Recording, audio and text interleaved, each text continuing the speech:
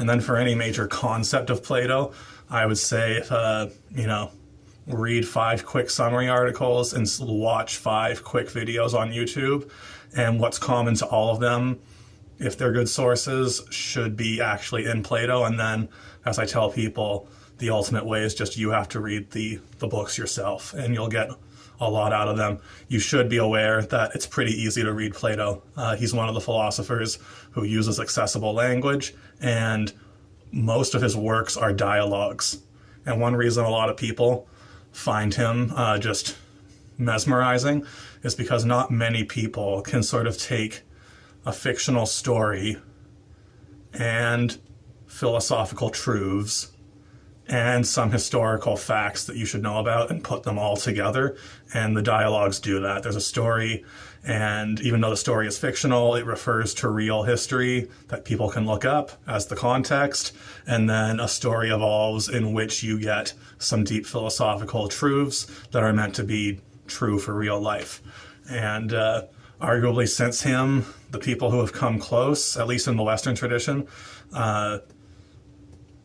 would be Divine Comedy, also known as Dante's Inferno, the journey through hell, purgatory, paradise, Dante's quest for some truth, trying to communicate with his lost lover.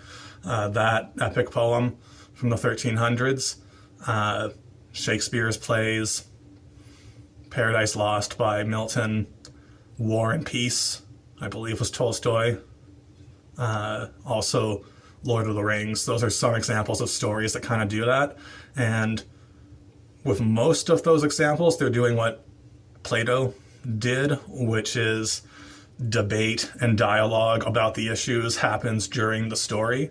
But what's neat about Lord of the Rings is that it's more so friends in the story, friends in the act of friendship, supporting each other and just giving each other, a shoulder to cry on, an ear to listen to, someone to vent to. And it's in those moments of true friendship in The Lord of the Rings where Tolkien decides to drop some big ideas about the nature of truth and the nature of life and the nature of good and evil as people are sort of processing what they're going through on this epic adventure, on the quest to get rid of the ring and destroy this threatening source of absolute unlimited power.